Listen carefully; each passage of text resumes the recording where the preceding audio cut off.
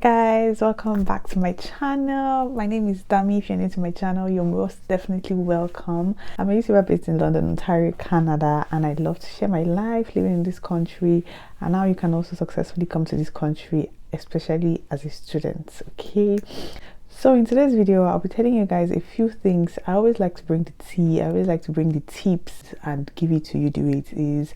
I love to also share my life experiences and stuff like that, so it can help you make your own decisions better and more accurately. As you all know, I came to this country to study a one-year program at Fanshawe College, and I just want to tell you guys about my experiences. Not really about my experiences because it's not really about me today, but I'm just going to be saying a few things about the factors to consider when coming to this country to study a one-year program.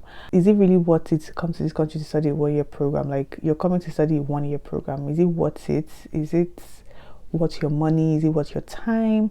Should you consider doing something different? So I'm just going to be saying all those things in this video today. So without any further delay, let's move straight into today's video. So as I said earlier, today's video is going to be strictly about comparing and weighing your options. Should you come for a one-year program? Should you consider something different? Should you come for a two-year program, or should you come for maybe a three-year program? What is your end goal? What do you want to achieve eventually? Do you think you can achieve what you want to achieve in that short period of time? So all those things we're going to be discussing in this video today. When you come to Canada to do a one-year program, as long as you go to a designated learning institution, which is usually called DLIs, as long as you go to a designated learning institution, you are entitled to get a one-year postgraduate work visa. So you are entitled to work for 1 year full-time with any employer of your choice in any province, in any city, after your one-year program. So that means you have 2 years to stay in the country for. 1 year as a student and the other year as a worker. Then if you come for a 2-year program, you're entitled to a 3-year postgraduate work visa. So if you come for a master's, maybe a 2-year master's, or maybe a postgraduate diploma for a postgraduate degree, any postgraduate degree or whatever, or for 2 years, when you're done, you're entitled to 3 years of postgraduate work visa. Right? I know you've heard this a lot of times. So you're entitled to a 3 years of postgraduate, you're entitled to 3 years of postgraduate work visa. So you do your program for 2 years and you're allowed to remain in the country to work for extra 3 years. That gives you 5 years to stay in the country for. So that's what is in it for you. So comparing the 1 year to the 2 years, I think the 2 years has a better opportunity, or better opportunities for you. You can do lots of things in 5 years. You can achieve lots of things in 5 years. So thinking further, aside the postgraduate work visa, aside the 3 years or 2 years you get after your study, what is the cost implication? Because you're coming to study, you're not studying for free, only if you get a scholarship, which is not always the case. So if you're coming to study and you have to pay your tuition fee, obviously if you're coming for a 1-year program, it's way cheaper. It's going to be way cheaper for you. It's going to be, you're paying just for 1 year, but if you're doing 2 years, you're paying for 2 years, right? So you're paying, let's imagine your tuition fee is 20,000 Canadian dollars. If you're coming for a 2-year program, that means you're paying probably 36 or 40,000 Canadian dollars. So that's a lot of money. That's more money. So if you don't have the costs, if you don't have that money, do you want to do a 2-year program? Are you going to be in debt because you want to come to Canada? I doubt it, right? So the cost implication is also something to consider. Do you have the cost? Do you have the money to do the 2-year program? Do you have only the money for 1-year program? Do you think you can gather the money for a 2-year program? If you cannot, then what are your options? A 1-year program, right? So that is something else to consider. Do you have the costs? If you don't have the costs, you can't force it. You have to do what you can afford, right? So if it's a 1-year program you can afford, then why not? So the next thing to consider is the security and the risks involved in a 1-year program and a 2-year program. Obviously, you're studying for 1 year and you're going to get just 1 year of work permit after you're done with study.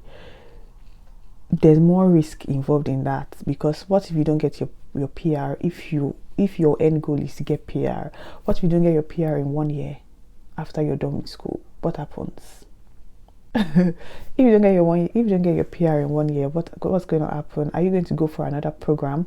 Are you going to go back to your country? So that's something else to consider. If you know that your end goal is to remain in the country, you need to consider a lot of factors, and those factors I'm going to also talk about in this video.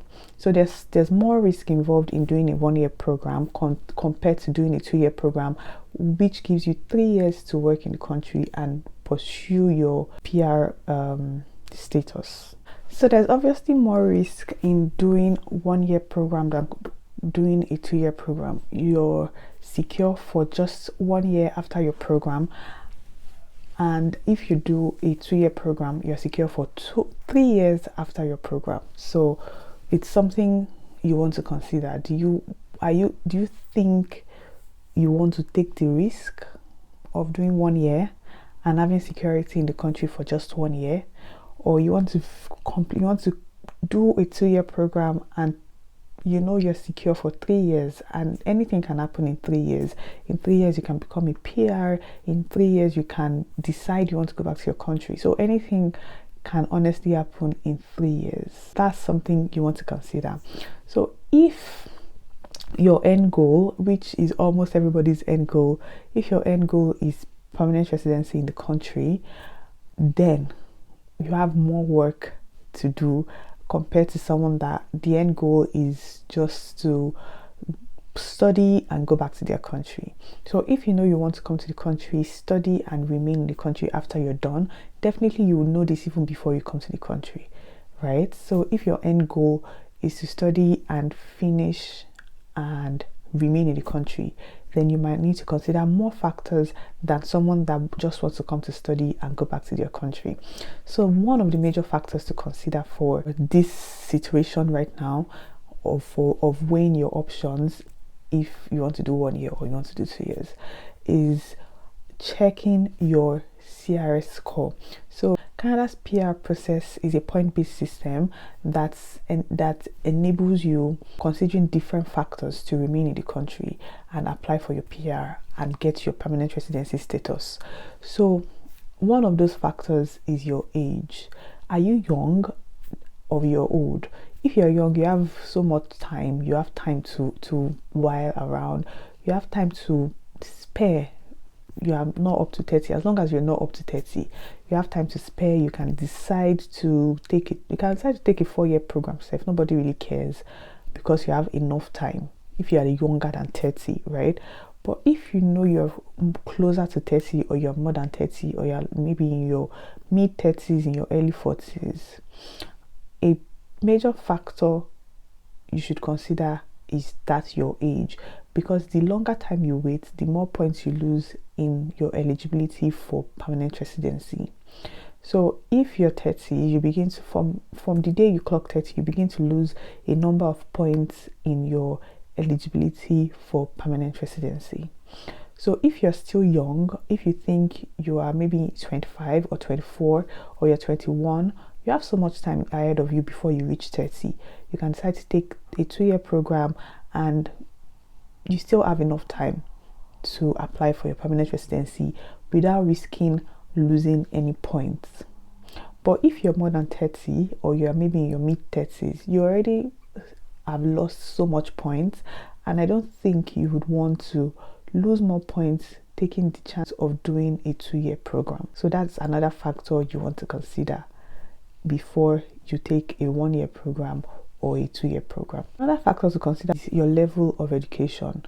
We're talking about if you want to remain in the country. So if you want to remain in Canada after you're done, as I said earlier, it's a points-based system that calculates different factors of your life to generate your points. So if your level of education, if you maybe had a master's before, or you've had more than one degree, maybe you have you've done a bachelor's degree and you've also done a postgraduate diploma degree from your country, and you're just coming to the country to do a master's program, definitely that already counts for you as a point. Even before you finish the program you're doing in the country, that point you already have has counted for you as a point.